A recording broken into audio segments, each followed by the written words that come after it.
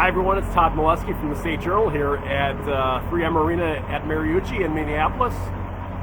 Oh boy, the Badgers lose their regular season finale 8-0 to the Gophers here on Saturday, February 26th.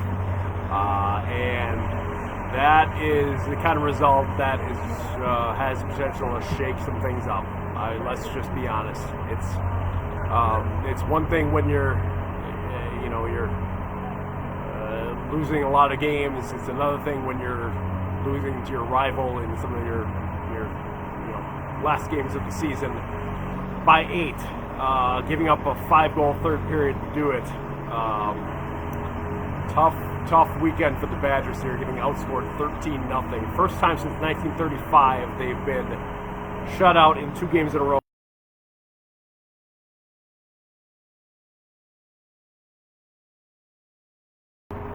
by the Badgers against the Gophers since 1935. You'll be able to read a lot of these last times and worsts in my game story on madison.com.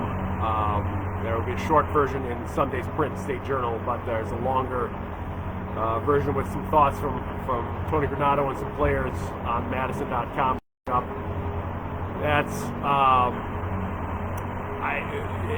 there's a struggle for me to even put into context what we saw here this weekend. And tonight, well, go back to Friday night. The Badgers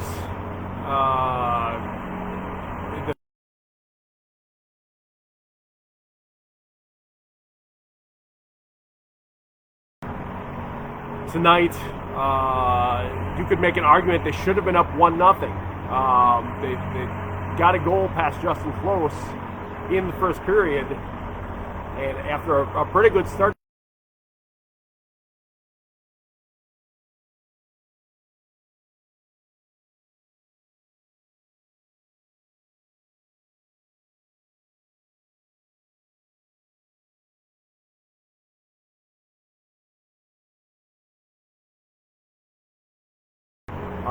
officially during, I believe, the review of what would have been the Badgers' goal, Michigan lost to Notre Dame, and that meant that the Gophers were in the clear for their 5th championship in 9 years.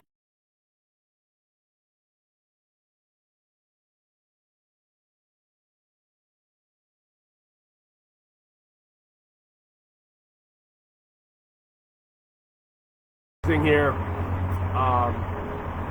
But it really got out of hand in the last 7 minutes and change of the third. 5 goals. Mike Kester, Sammy Walker, Kester, Matthew Knives, Brett Pitlick, and Cruikshank with the 8th one. And Cruikshank on senior night here. He, of course, is a former Badgers recruit. Didn't sign with the Badgers because he was, as I understand it, upset with the amount of money that was being offered at that point. Disagreement with what had previously been offered when he committed to the Mike Eves staff, and so that changed an awful lot there in his trajectory. He ended up going to Colorado College, then transferred here to Minnesota for his last year, and he ends up getting the last strike in this 8-0 Gophers victory. I'll get through a couple questions here. Brent asked me to explain the major. Thought it was clean. Okay, so Roman called for a penalty in the so many things happened. Second period for a hit on, I believe it was Sammy Walker behind the net. Puck wasn't there. It had been, but it wasn't there at that point. So a lot of the arguments I saw for a major was that he was making a hit with no attempt to play a puck or anything like that. It looked to me like a shoulder to the chest, so there was no head contact. They didn't call it a head contact, but they came out of a review with a major penalty for boarding. And the Gophers did score once on that 5-minute major. That was the Brodzinski goal that made it 3-0. And that really was that.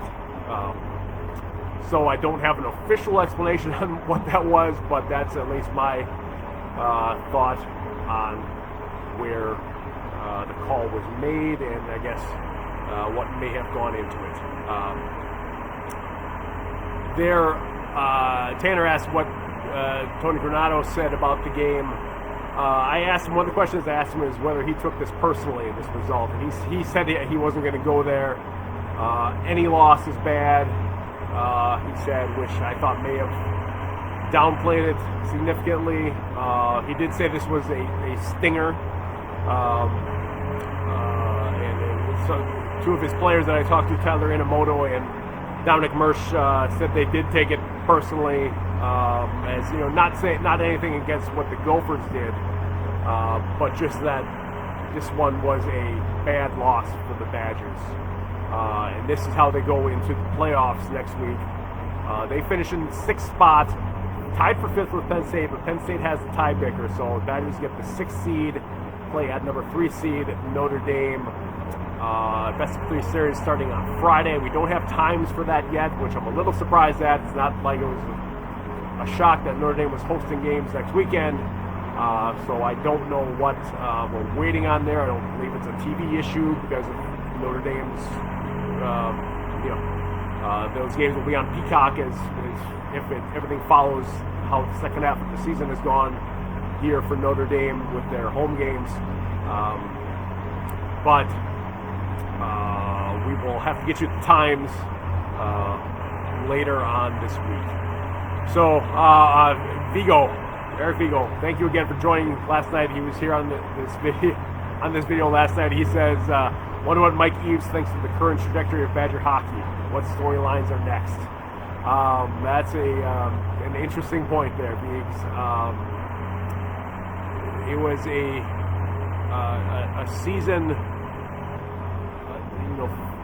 similar to this. There were more losses, there were fewer wins in 14-15 that really shook this program to its core.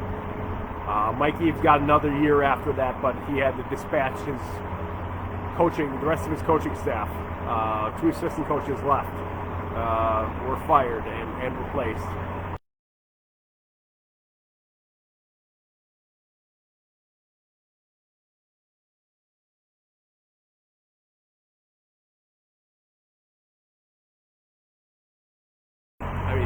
He is someone who cares deeply about this program. I mean, there's no denying that.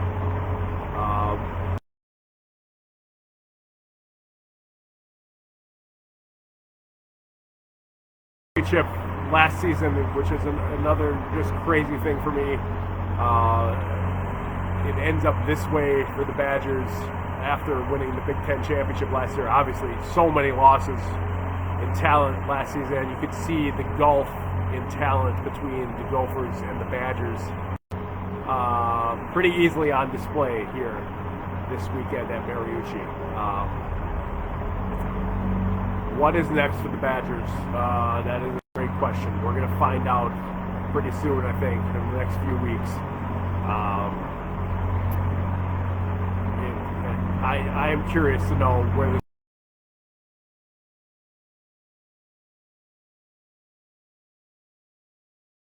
season left here with that playoff series at Notre Dame. The Badgers 1-13 on the road. 13 losses is a program record. 13 road losses is a program record. That makes it really hard to believe that they'll be able to pull anything out against a Notre Dame team that just swept Michigan at home this weekend. So obviously on a pretty good roll there, Notre Dame, at least connecting last week or this weekend to next weekend. So we will see. That's why they have to play the games, all right? Let's throw out all the cliches now and get them out of the way. So we'll have at it. All right, that's going to wrap it up from here in Minneapolis. Thanks again for joining me. We'll have a couple more of these after next weekend's games. Hope you'll join me then. Hope you'll check out